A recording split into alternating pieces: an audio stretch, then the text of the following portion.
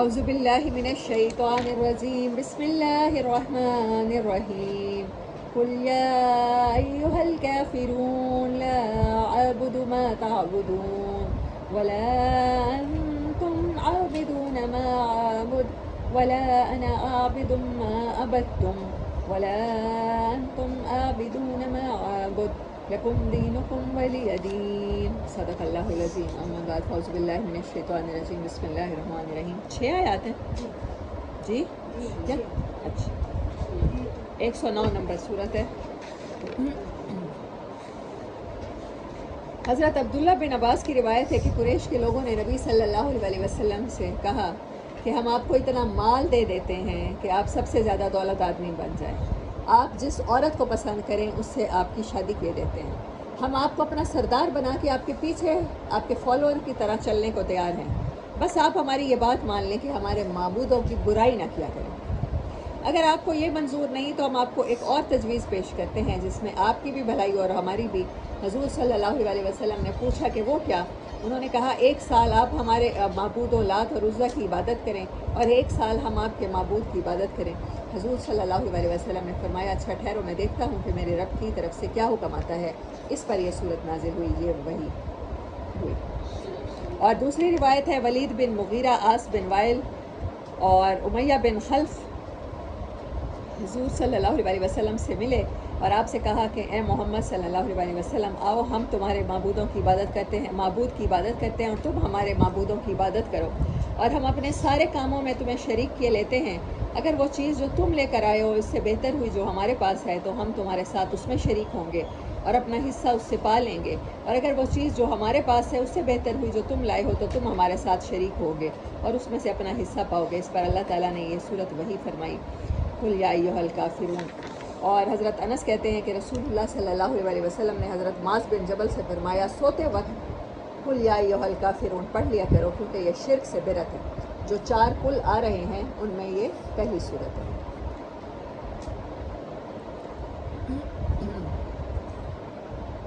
رسول اللہ صلی اللہ علیہ وسلم سے حضرت غزہ بن نوفل اور عبد الرحمن بن نوفل دونوں کا بیان ہے کہ ان کے والد نوفل بن معاویہ نے پوچھا کہ مجھے کوئی ایسی چیز بتا دیجیے جسے میں سوتے وقت پڑھ لیا کروں۔ آپ نے فرمایا قل یا ایھا الکافرون آخر تک پڑھ کے سو جایا کرو کیونکہ یہ شرک سے برت ہے۔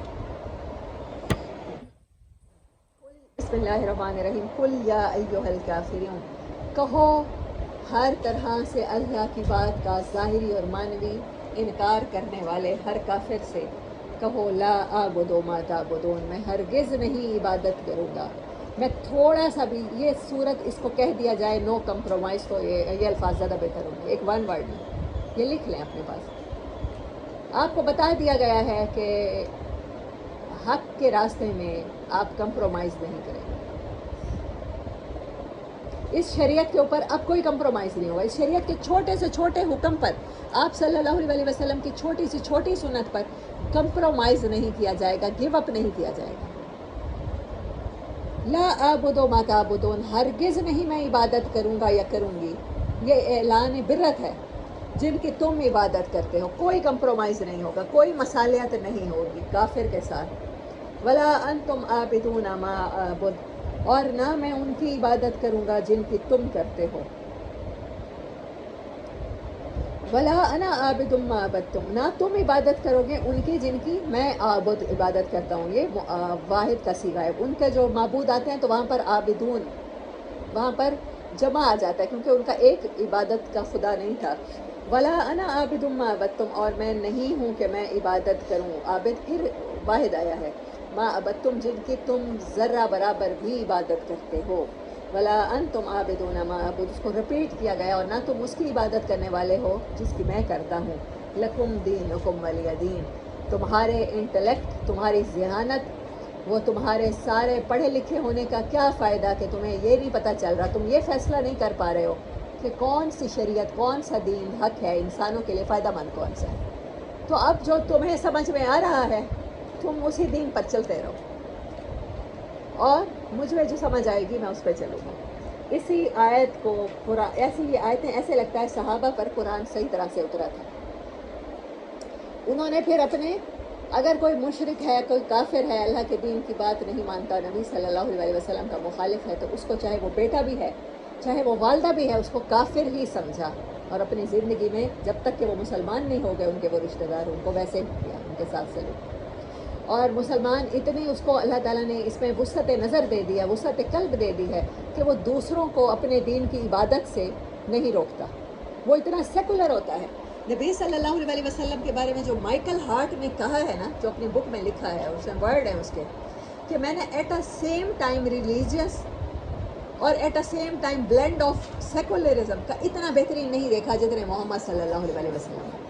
سیکولر کسے کہتے ہیں؟ جو بیسک ہیومن رائٹس کے لیے کام کرے، یعنی آپ سے بڑھ کر سیکولر کوئی تھا ہی نہیں، آپ سے بڑھ کر وسعت کسی میں تھی ہی نہیں، ظرف تھا ہی نہیں کہ آپ جس طریقے سے عبادت کر رہے ہیں، کبھی جا کے کسی کو مارا پیٹا نہیں ہے، نہیں کہا کہ زبردستی میرے دین میں داخل ہو جاؤ۔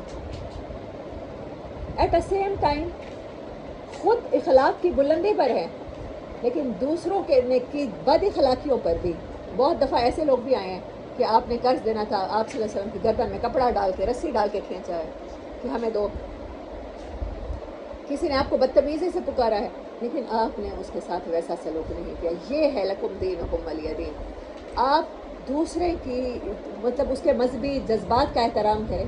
ہم تو مسلمان ملک میں رہتے ہیں، ہم دوسرے فرقوں کے مذہبی جذبات کا احترام نہیں کرتے۔ ہم سارا زور لگا دیتے ہیں اس بات کے اوپر کہ ہم نہ محرم میں شادیاں کر کے دکھائیں گے۔ آپ نہیں ہے غم کی کیفیت میں، کچھ لوگ سوگ مناتے ہیں نا، ان کا احترام اسی طرح پورا ہوتا ہے۔ اگر وہ منا رہے ہیں تو انہی کے احترام میں کچھ دن رک جائیے، کیا فرق پڑ جائے گا؟ آپ کے دین میں تو یہ صورت ہے لکم دینکم ولی دین۔ آپ دوسرے کے طریقے پر نہیں چلیں گے، لیکن جو طریقے پہ وہ چل رہا ہے اس کو آپ عبادت گاہوں کو مسمار نہیں کر سکتے۔ نبی صلی اللہ علیہ وسلم نے جب بھی جنگ کے لیے لشکر بھیجے ہیں تو نصیحت کی ہے کہ عبادت گاہوں کو ڈیمولش نہیں کرنا، ڈسٹرب نہیں کرنا، اور کسی عبادت گزار شخص کی عبادت میں بھی دخل نہیں دینا، وہ جس طریقے پہ بھی کر رہا ہے۔ وہ آگ جلائے بیٹھا ہے یا بت سامنے رکھ کے دھونی دیے بیٹھا ہے، یہ ہمارا دین ہے، یہ اسلام کی خوبصورتی ہے جس کو ہم نے، اس کے پیروکاروں نے ساری کی ساری اس کو ختم کر دیا، مسخ کر دیا۔ وآخر دعوانا الحمدللہ رب العالمین۔